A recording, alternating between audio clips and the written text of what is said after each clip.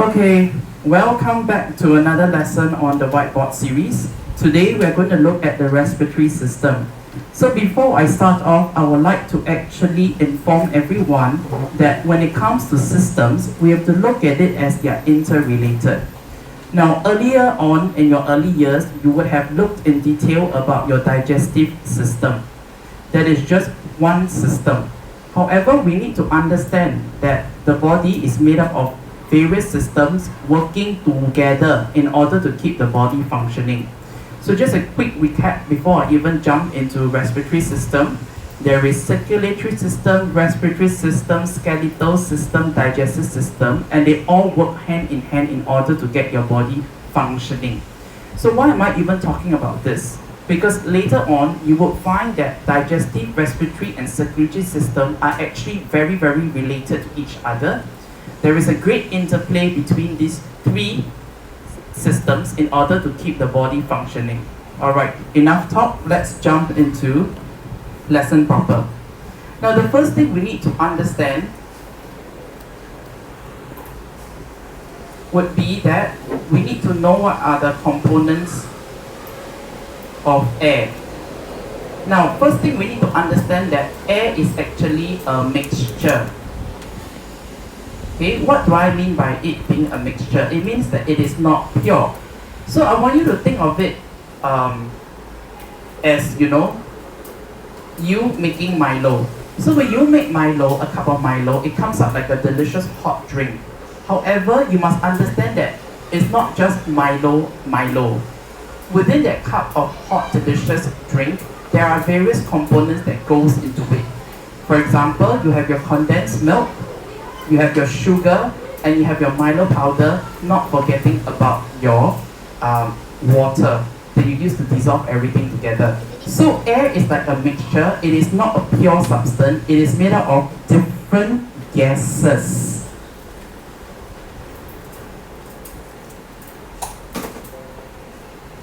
Now it is very important that we know what are these gases and their rough composition.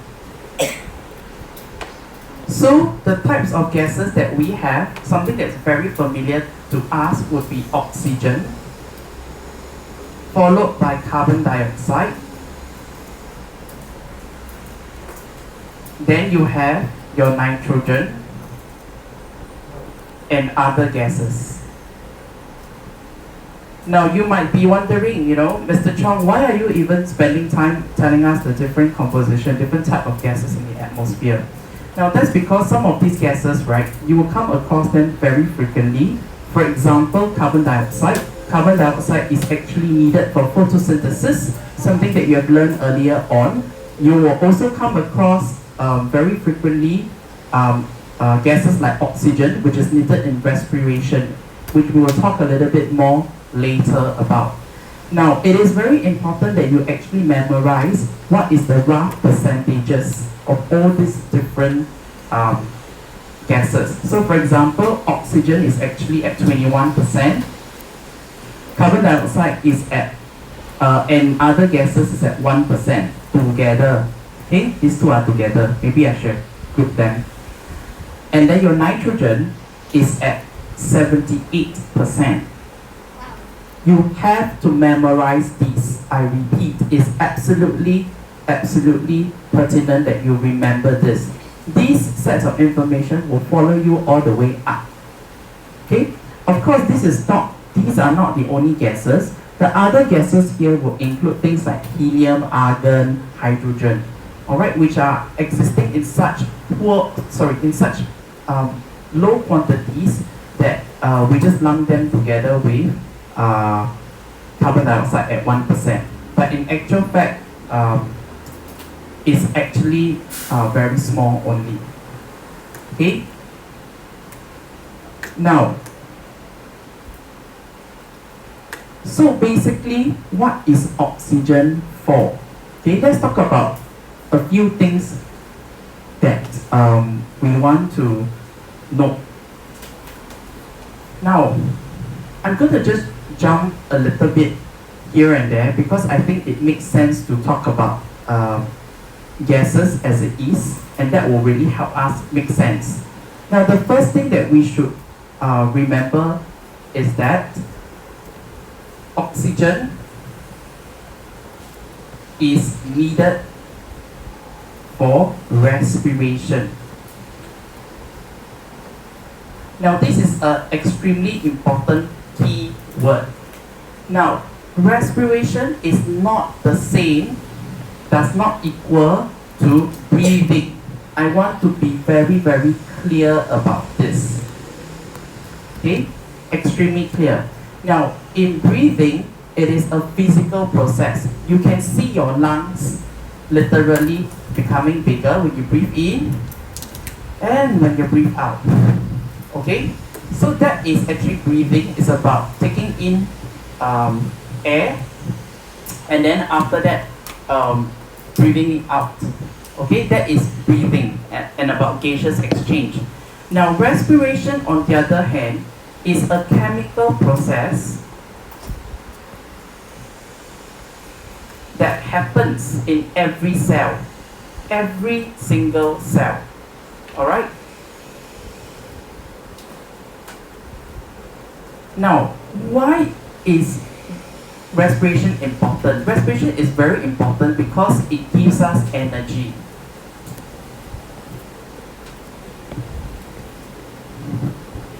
So because it gives us energy, it is very important for every single cell. Because when you think about it, if you recall, every single cell is a basic unit of life. In fact, we say that it's the simplest form of life. So therefore, because it's living, right, it needs energy to carry out its daily processes. What kind of daily processes are we talking about? For example, if you want to reproduce, you want to do cellular repair, there's just so many things that you want to actually do. However, all these, right, actually requires energy. And therefore, every single cell needs to carry out this process known as respiration. It's exceptionally important that you understand that this is a chemical process. All right? And it's not the same as breathing. Okay? So let's jump in and take a little bit, to take a better look at what is respiration. So in order for respiration to happen, right,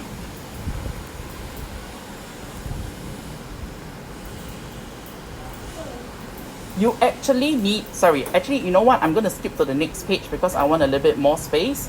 Now, in order for respiration to happen, you actually need these items. You need glucose, which is a form of simple sugar. You will also need oxygen. In return, what you will get would be something very important: energy together with carbon dioxide,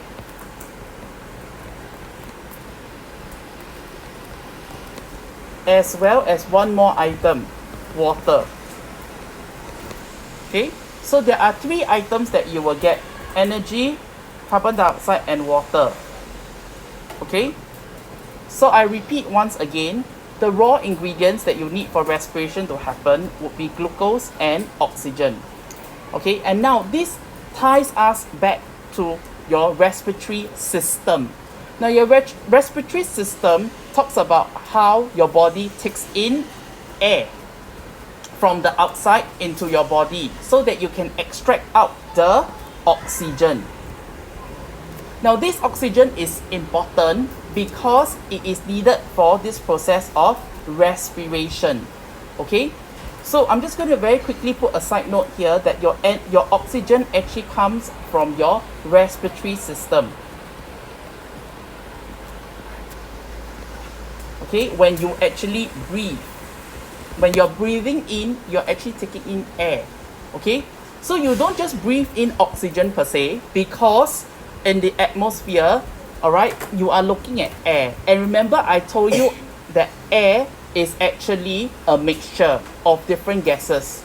However, once you breathe it into your lungs, we are only going to extract oxygen, and we are only interested in oxygen because oxygen allows us to carry out respiration that gives us energy. Very important. Without energy, we cannot do anything. And that's why your respiratory system is so important to your body. Without your respiratory system, you cannot obtain the very important gas known as oxygen. That is how we justify the importance of this system. Now, at the same time, this system also removes away a waste product known as water and carbon dioxide, these two. So when you breathe out, you are actually removing carbon dioxide, okay, which is a waste waste product of your respiration, okay. So when your cells undergo this chemical reaction of respiration, they will actually produce carbon dioxide and water. But to the body, this is actually a waste product and is removed from your body by breathing out. Now, it's good to note that water is removed in the form of a gaseous state known as water vapor. Alright, I hope this helps to tie in some of your prior knowledge, okay, and make sense, okay, of how it actually works. Now, you also need to understand that this carbon dioxide over here is important, okay. So when you breathe out, your carbon dioxide doesn't go to waste, okay. It actually goes towards your plants, which will use it for photosynthesis to produce food. Yes, exactly, okay. So now that we have actually talked about cellular respiration, let's talk a bit more about breathing. Okay, so once again, remember, breathing over here helps to get oxygen, which is needed for a chemical process known as respiration. Okay, so what exactly is then breathing? Now, breathing is basically talking about the gaseous exchange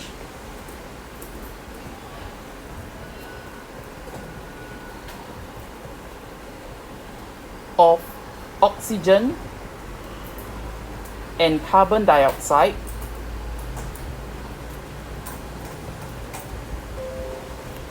in an organism. Alright, so that is breathing. Okay.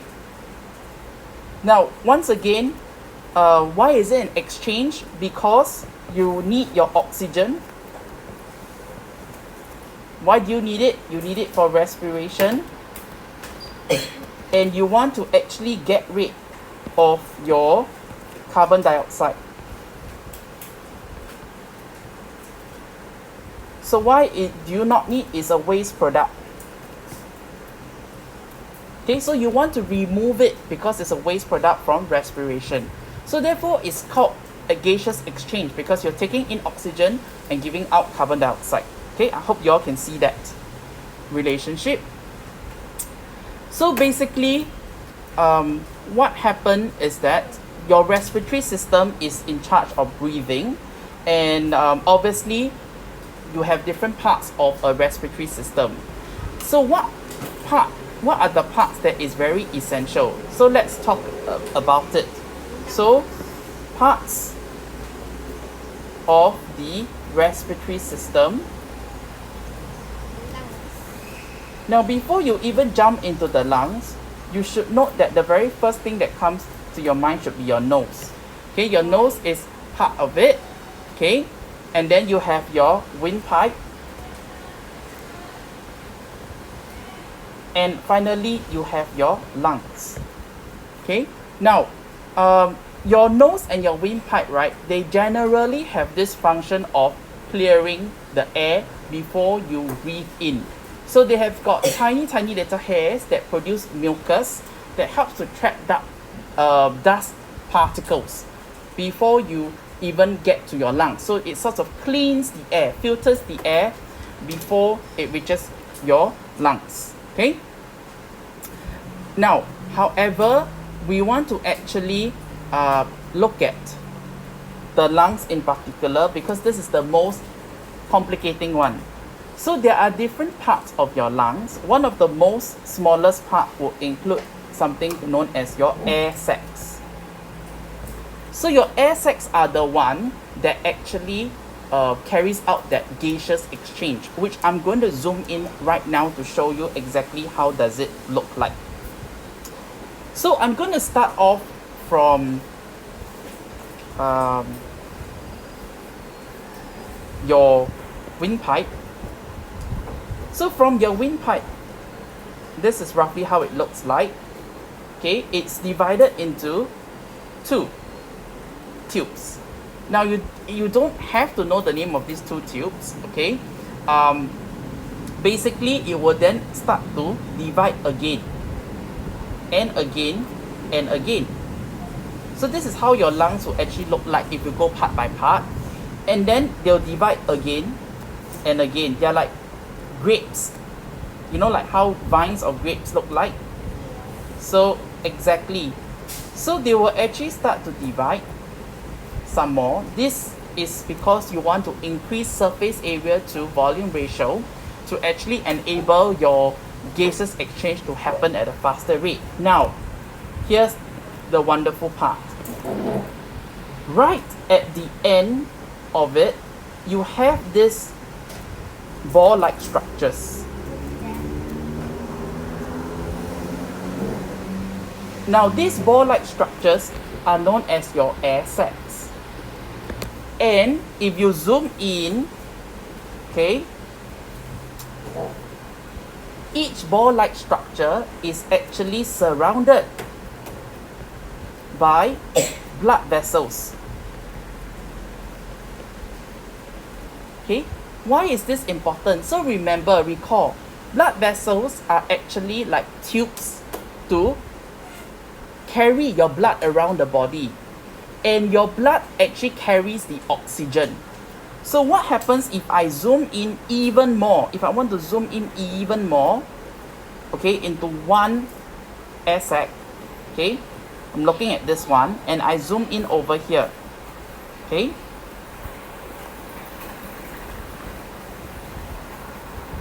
What actually happens is that this is my blood vessel. These are my red blood cells. Remember, red blood cells are the ones that makes up your blood. So what happens is when air first comes in, okay, you have your oxygen. O2 stands for oxygen. And of course your other gases as well, like CO2,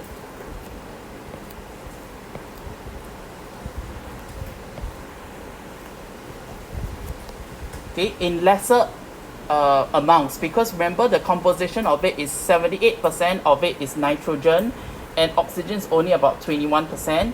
So nitrogen is like everywhere, okay, but obviously I cannot draw everything, then it wouldn't make sense, right? Okay, so what happens is, remember, your body only wants oxygen because oxygen is needed for respiration.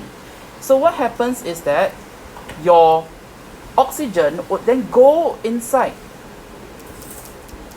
okay, into your red blood cells, okay, so it will travel in, okay, and in return what comes out of blood is your CO2. This is what happens at your air sacs during the gaseous exchange part. So now I would say that all the red blood cells that are leaving, okay, is loaded up with your oxygen. And then where does it go? Now, these oxygenated blood will then flow around your whole entire body, delivering this oxygen to every single cell, okay, so that they can carry out something called respiration. All right,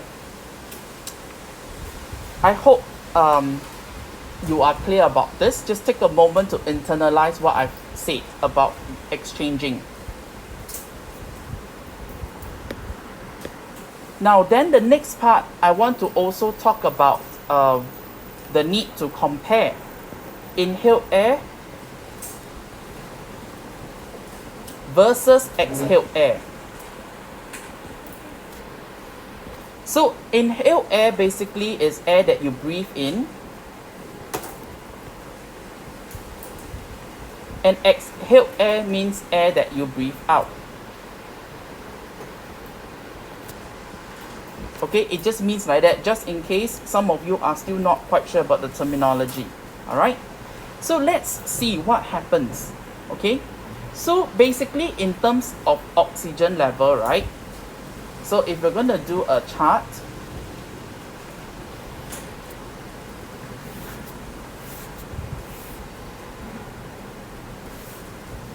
okay, and we're doing oxygen.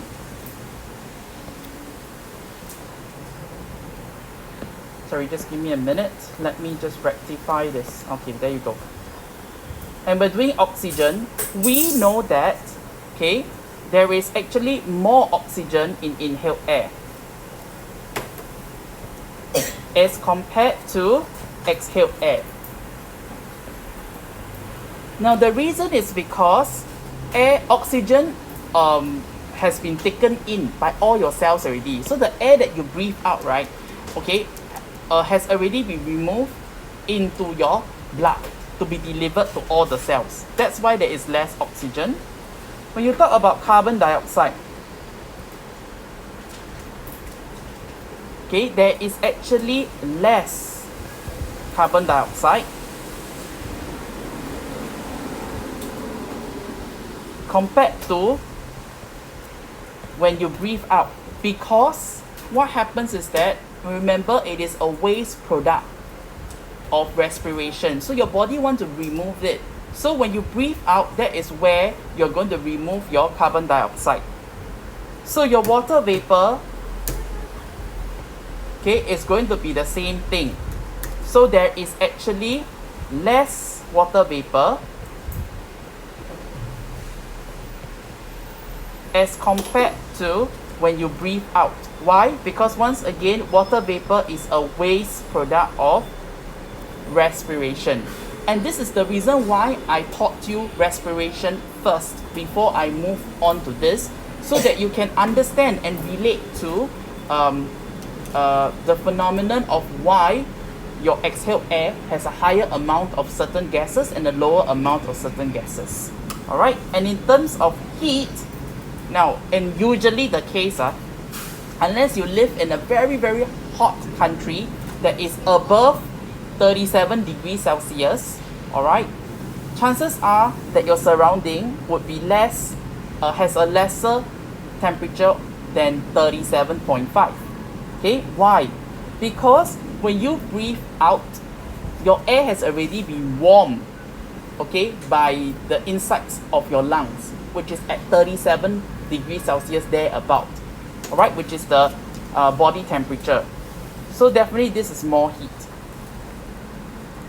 So you need to be able to compare it in this way.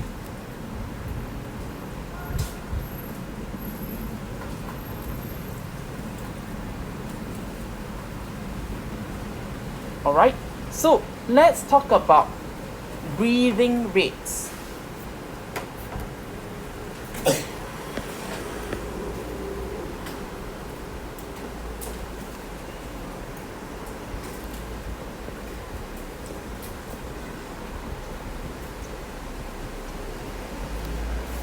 Now, for breathing rates, right, you need to understand that different people with different profiles will actually have different breathing rates. Okay? Why is that so? Now, we can actually understand this based on the fact of the basic principle of why do we even need to breathe. Now we have to remember that the very reason why we need to breathe is to actually obtain oxygen. And this oxygen is used for a very important process known as respiration. Because the respiration would give us energy in order to do things. So without this energy, we ultimately would die because our cells, our body cannot function. Okay? So this is the reason why we want to obtain energy. Now, different people with different profiles, they have a different breathing rates. Okay? So there is a very specific reason, or there is a particular reason why. So I'm not talking about people running yet, okay? I'm just talking about people who are doing the same thing. Let's just say if you are resting, how come person A and person B, when they are resting, they have different breathing rates? Alright? So the answer to that is actually this. Energy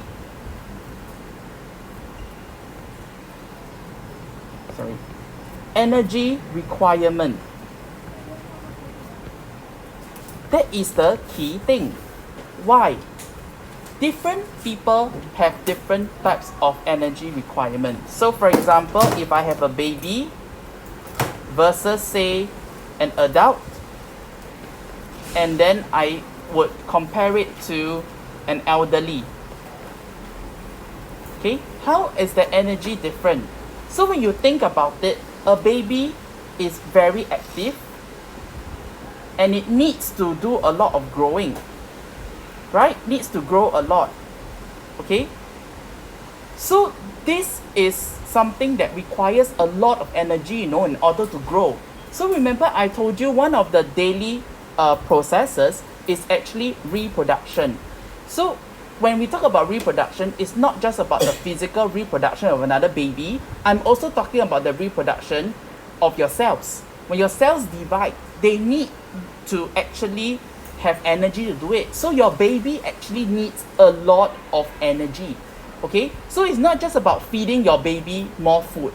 Yes, you feed your baby more food, okay, great, but without increasing the breathing rate to get more oxygen, so that your baby can carry out more respiration to get more energy, it wouldn't work.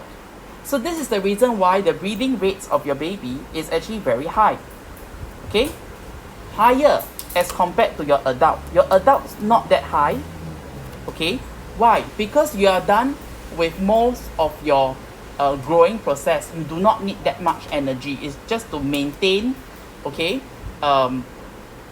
maintain a certain level of energy. That's about it. You're done with growing. Now for elderly, it's one of the least, okay, if you compare the three groups over here, because they are old. They don't do work anymore. They've got a very slow pace of life. Even if they go to the park, they walk very slowly. They don't run, they don't need to do errands, they don't need to work. So for them, they don't need that much energy, and so their breathing rates can decrease because they do not need that much oxygen. Alright, so if you relate that, you'll be able to see the trend. Okay? So moving on, if you're able to see this trend, then you should also, now we go on to the different scenarios. I'm talking about any individual. It doesn't matter if it's a baby, or we're talking about a toddler, or an adult, or an elderly. The different level of activities. Okay, so types of activities would also have a role to play. Now, what do I mean by this? So there are different levels of intensity. So for example, if I'm talking about, the most intense one. Running. Yes, so we have something like running being the most intense, followed by walking. Okay, and then maybe just sitting around. So the energy requirement, once again, if we linked it back, is different again. Alright, your running would need the highest amount of energy requirement as compared to walking and sitting, right? Sitting will be the least. So based on this energy requirement, your breathing rates will also differ. Okay? So obviously when you run, you have the highest breathing rates because you want to get in more oxygen in order to carry out more respiration, because the raw product for respiration is actually oxygen. So without having enough oxygen, okay, you are not able to increase your rate of respiration, right? So you will not get more energy. So if you linked it up like that, you will have a very clear understanding.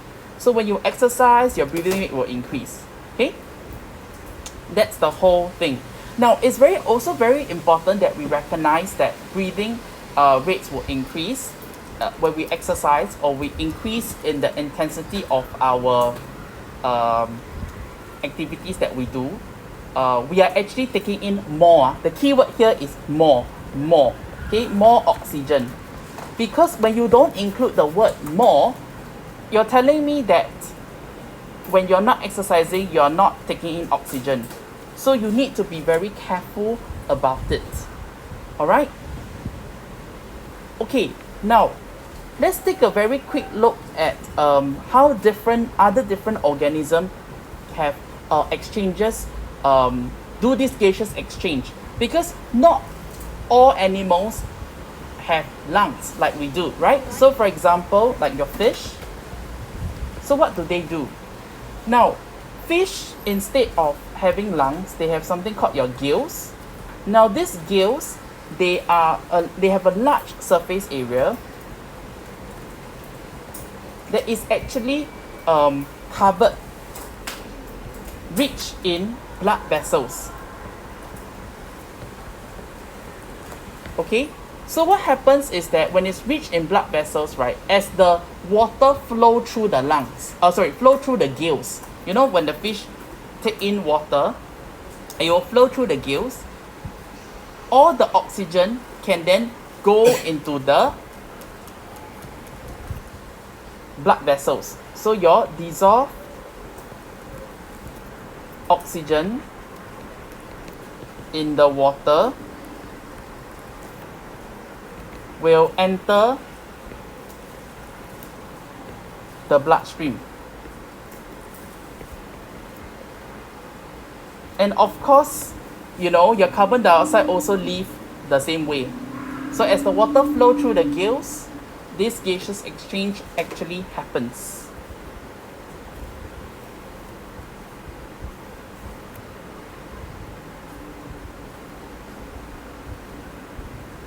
Now, what about plants? Okay, plants are very interesting. Now, for plants, right, what happens is that they have, okay, so if you have a plant here, and you take a leaf and you zoom in on the underside, most of these things are found underside. So you flip it around.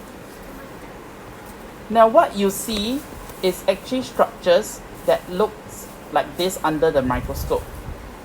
Okay, I'm exaggerating the size of it. It's actually a lot smaller. You will need to zoom in a lot.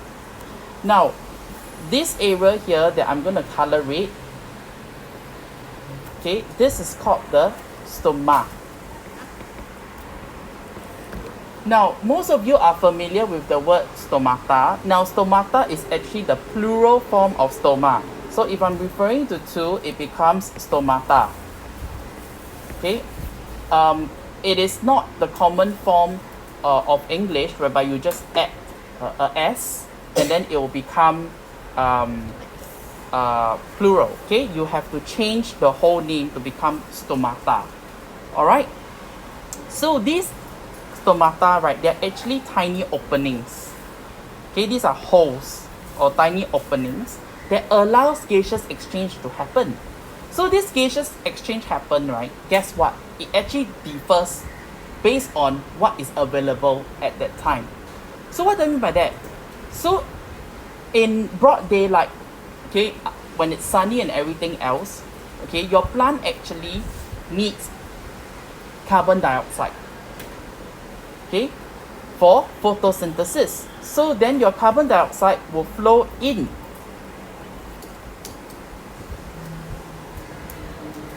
Okay, And at the same time, your plant makes a lot of oxygen during this period, and then your oxygen will flow out because there is an excess of oxygen being produced due to photosynthesis. So your oxygen will flow out. So in this case, carbon dioxide goes in, oxygen goes out. That's why it's called gaseous exchange. This is for daytime. I repeat, daytime, okay, where there is sunlight. So this sunlight is important because it enables the plant to photosynthesize. So this is let me see if I can, okay, daytime, okay, or daylight, when there is light energy. I think that is more fair to say.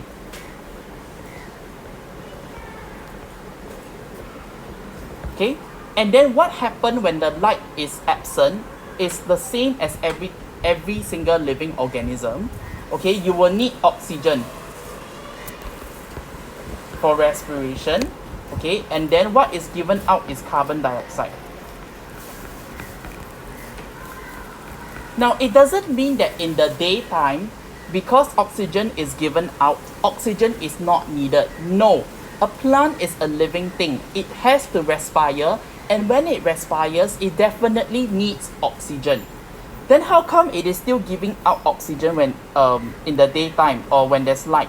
That's because it produces more than enough oxygen during photosynthesis. Okay, so it has taken what it needs for its own respiration, and yet there is still excess because it is producing this oxygen when it photosynthesizes. This excess oxygen will then be removed. Okay, and that's how it happens. Now, it's also important to note that during daytime, these stomatas will open bigger. Okay, bigger.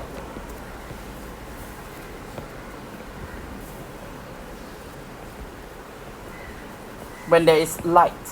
Why? Because you want to take in as much carbon dioxide as possible.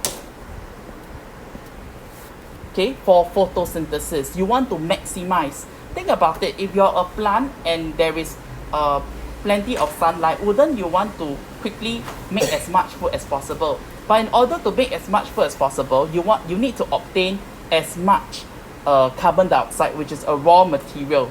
So therefore, you will open your stomata as big as possible, allowing more, okay, more carbon dioxide to enter so that you can carry out more photosynthesis.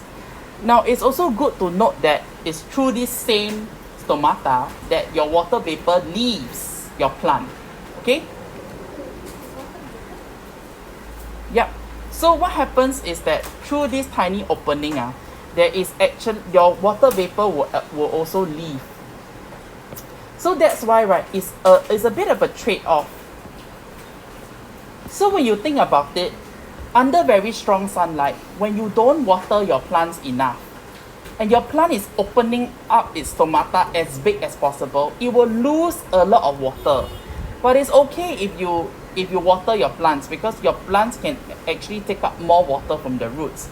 Now the problem comes only when you don't water your plants and under strong sunlight. So what will happen is the stomata will open very big. Okay, yes, it's receiving a lot of carbon dioxide, but at the same time, it's also losing a lot of water in the form of water vapor.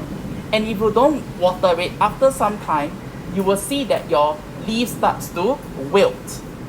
Okay, it will start to wilt. It will start to close. Okay, it will wilt. Okay, in an attempt to reduce the amount of exposure to sunlight. Okay. All right. So I hope you have enjoyed my lesson today.